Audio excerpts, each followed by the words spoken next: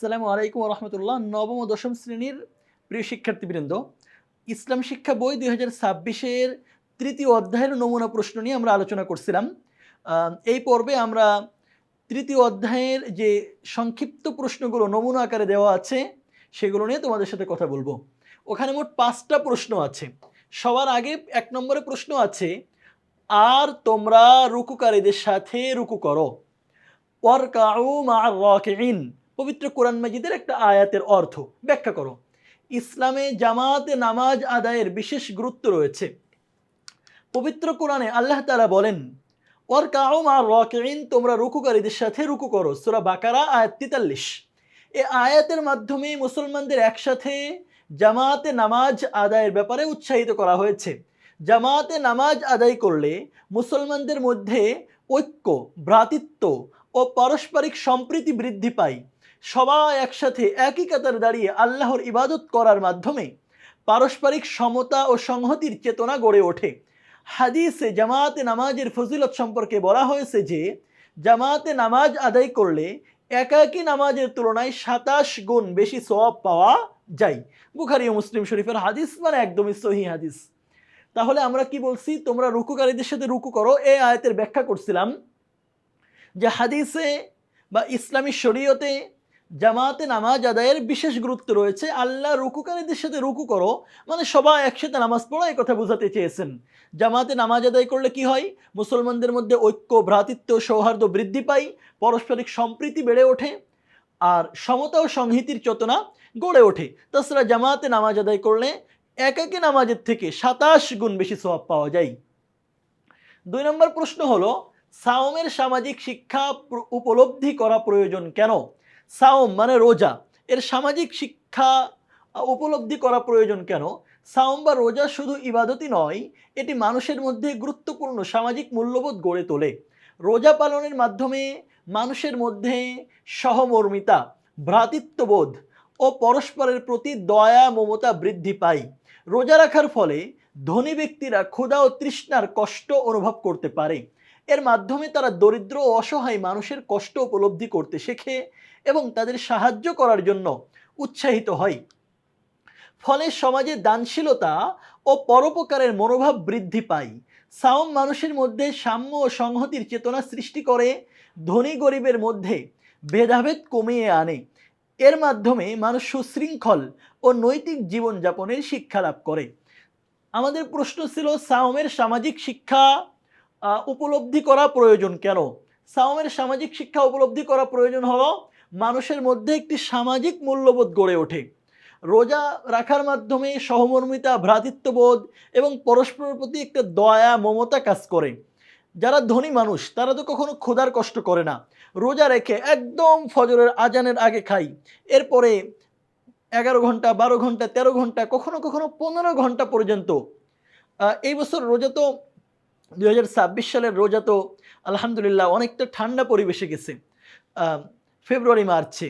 কিন্তু এই রোজাটাই যখন জুলাই এপ্রিলের দিকে হয় তখন মানুষের অনেক কষ্ট হয়। গরিব মানুষের যেই ক্ষুধার কষ্ট তারা সারা বছর অনুভব করে, ধনীরা রোজা রেখে সেই কষ্ট অনুভব করে। এবং এর থেকে তাদের শিক্ষা নেওয়া উচিত যে গরিব মানুষ যারা কষ্ট অনুভব করে ক্ষুধায়, তাদের প্রতি সহযোগিতা করা। এটাই হলো রোজার সামাজিক শিক্ষা। আর তারা যদি গরিব মানুষকে সহযোগিতা করে তাহলে সামাজিক ভেদাভেদ কমে আসবে, ধনী গরিবের মধ্যে একটা বন্ধন সৃষ্টি হবে। এই জন্য রোজার শিক্ষাটা সাওমের সামাজিক শিক্ষা উপলব্ধি করা প্রয়োজন। জাকাত গরিবের প্রতি ধনীর দয়া নয়, বরং গরিবের অধিকার। ব্যাখ্যা করো। একদম হুবহু এই বাক্যটা বই থেকে কোট করা হয়েছে যে জাকাত এটা গরিবের প্রতি ধনীদের কোনো দয়া না, বরং এটা গরিবের অধিকার। আমরা যারা জাকাত দিই আমরা মনে করি যে আমরা হয়তো গরিবদের প্রতি অনুগ্রহ করছি, তাদের প্রতি আমরা দয়া করছি, কিন্তু ইসলাম বলে না, বরং এইটা হলো গরিবের অধিকার। আল্লাহ তোমাকে যে রিজিক দিয়েছেন, অমিম্মা রাযাকনাহুম ইউনফিকুন, তোমাকে যে রিজিক দিয়েছেন আল্লাহ, এর থেকে তুমি এই গরিবদেরকে দাও। আল্লাহ চাইলে এই রিজিক তাদেরকে দিতে পারতেন, তোমাকে না দিতে পারতেন। সুতরাং এইটা গরিবের প্রতি কোনো দয়া ধনীদের নয়, বরং এটা গরিবের অধিকার। ইসলামের দৃষ্টিতে জাকাত ধনীদের অনুগ্রহ বা দয়া নয়, বরং গরিব ও অসহায় মানুষের ন্যায্য অধিকার। ন্যায্য অধিকার, শুধু অধিকার বলা হচ্ছে না, বরং বলা হচ্ছে ন্যায্য অধিকার, মানে সঠিক অধিকার। আল্লাহ তাআলা সম্পদশালী মুসলমানদের উপর জাকাতকে ফরজ করেছেন, যাতে সমাজে ধনী ও দরিদ্রের মধ্যে ভারসাম্য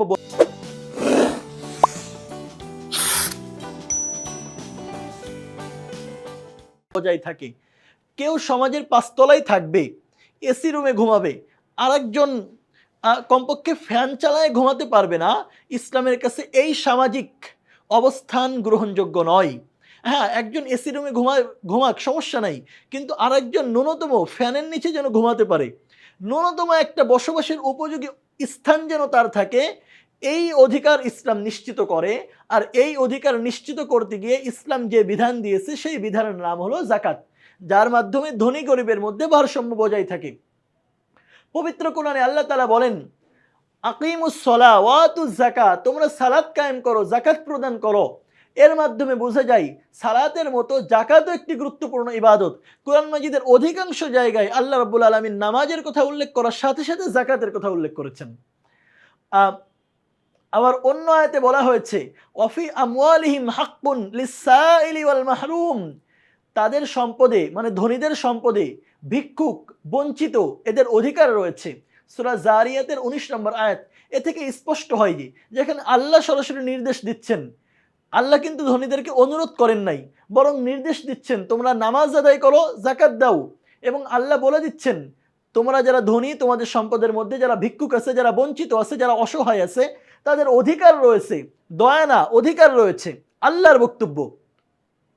এ থেকে স্পষ্ট হয় যে ধনীদের সম্পদের একটি নির্দিষ্ট অংশ দরিদ্র ও অভাবগ্রস্ত মানুষের জন্য নির্ধারিত। তাই জাকাত প্রদান করা শুধু দান নয়, বরং এটি গরিবের প্রাপ্য অধিকার আদায় করা এবং আল্লাহর বিধান পালন করা। জাকাত আদায় করা তো দান, এটা দান, ঠিক আছে। বড়লোক যারা আছে, সম্পদশালী যারা আছে, তাদের সওয়াব হচ্ছে, কিন্তু এই দান অনুগ্রহ নয়, এই দান হলো গরিবের অধিকার। সুতরাং যারা সম্পদশালী আছে, যাদের উপরে যাকাত ফরজ, এমন মুসলিমদের উচিত তাদের যে সম্পদের মধ্যে গরিবের যে অধিকার আছে, এই অধিকার গরিবের কাছে পৌঁছে দেওয়া। যারা সম্পদশালী আছে তারা যদি গরিবের অধিকার গরিবের কাছে পৌঁছে না দেয়, তাহলে তার সম্পদের একটা অংশ সে গরিবদেরটা তার কাছে রেখে দিচ্ছে।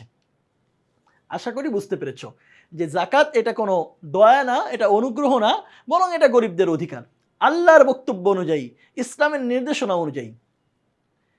4 নম্বর প্রশ্ন হলো, বিশ্ব ভ্রাতৃত্ব প্রতিষ্ঠায় হজের ভূমিকা ব্যাখ্যা করো।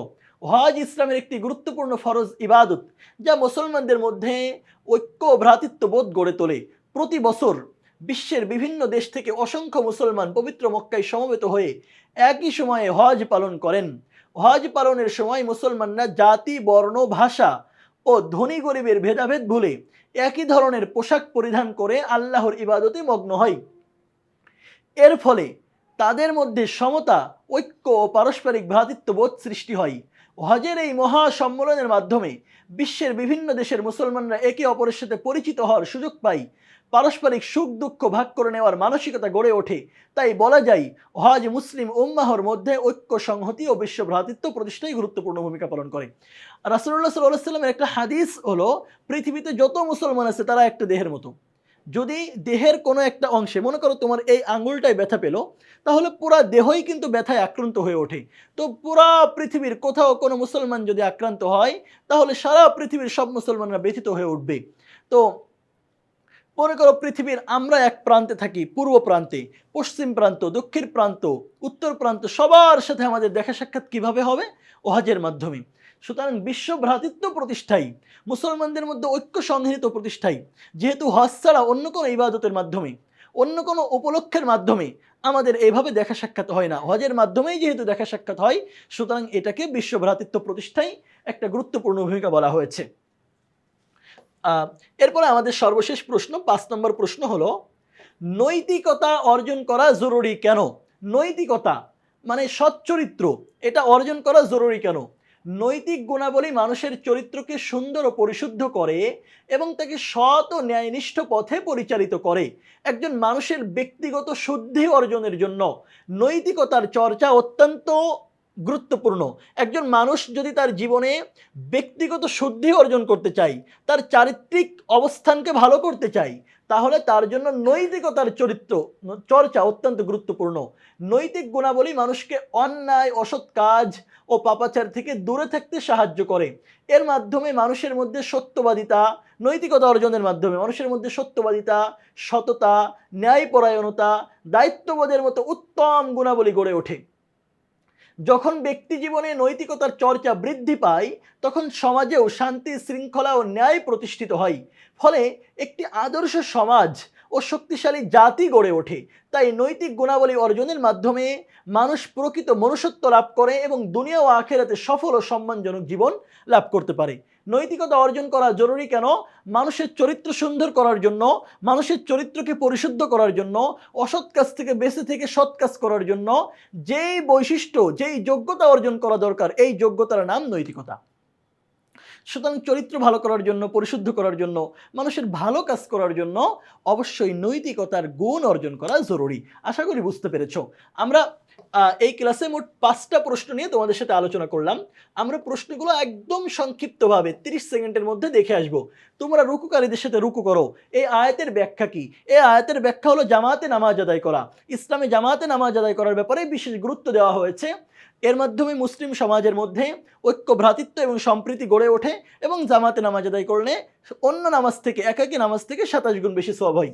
আমাদের 2 নম্বর প্রশ্ন ছিল সামাজিক শিক্ষা উপলব্ধি করা প্রয়োজন কেন? আমরা বলেছি এর মাধ্যমে ধনী গরিব সবার মধ্যে একটা সহমর্মিতা, একটা দয়া মায়া সৃষ্টি হয়। ধনীরা ক্ষুধার অভাব কষ্ট বুঝতে পারে এবং গরিবদের প্রতি দান করতে উৎসাহিত হয়। 3 নম্বর আমাদের প্রশ্ন ছিল যাকাত গরিবের প্রতি ধনীর দয়া নয় বরং গরিবের অধিকার। আমরা সেখানে বলেছি আল্লাহ যে সম্পদ ধনীদেরকে দিয়েছেন, সেখান থেকে তিনি একটা অংশকে গরিবের অধিকার বলে বিবেচিত করেছেন এবং ইসলামের কাছে আল্লাহর বক্তব্যের মাধ্যমে বোঝা যায় এটা গরিবের প্রতি কোনো দয়া না, বরং এটা গরিবের অধিকার। এরপরে 4 নম্বর প্রশ্ন আমাদের ছিল বিশ্ব ভ্রাতৃত্ব প্রতিষ্ঠায় হজের ভূমিকা ব্যাখ্যা করো। আমরা সেখানে বলেছি সারা পৃথিবীর মুসলমানরা একটা দেহের মতো, তো সব বর্ণ ভাষা ভুলে গিয়ে আমরা হজে সবাই মিলে একসাথে লাব্বাইক আল্লাহুম্মা লাব্বাইক বলা শুরু করি। সবার সাথে একটা পরিচয় হয়, একটা ভালোবাসা, একটা দয়া মায়ার সৃষ্টি হয়। অন্য কোনো মাধ্যমে, অন্য কোনো ইবাদতের সময়, অন্য কোনো উপলক্ষে এটা সম্ভব না। সুতরাং বিশ্ব ভ্রাতৃত্ব প্রতিষ্ঠায় ও হজের ভূমিকা অপরিসীম। আমরা সেটা ব্যাখ্যা করেছি এবং আমাদের সর্বশেষ প্রশ্ন ছিল নৈতিকতা অর্জন করা জরুরি কেন? আমরা বলেছি অসৎ কাজ থেকে বেঁচে নিজের চরিত্রকে শুদ্ধ করার জন্য, নিজে একটা পরিশুদ্ধ মানুষ হওয়ার জন্য যে বৈশিষ্ট্য অর্জন করা দরকার, যে যোগ্যতাবান হওয়া দরকার, এই যোগ্যতার নাম, এই শক্তির নাম, এই বৈশিষ্ট্যের নাম হলো নৈতিকতা। সুতরাং ভালো কাজ করার জন্য, চরিত্র ভালো করার জন্য, নিজেকে পরিশুদ্ধ মানুষ হিসেবে গড়ে তোলার জন্য অবশ্যই নিজের মধ্যে নৈতিকতার গুণ থাকতে হবে। আশা করি বুঝতে পেরেছো। সংক্ষিপ্তভাবে 5টা প্রশ্ন নিয়ে তোমাদের সাথে আলোচনা করলাম। পরবর্তী কোনো ক্লাসে তোমাদের সাথে অবশ্যই দেখা হবে, কথা হবে। সেই পর্যন্ত সবার কাছ থেকে বিদায় নিচ্ছি।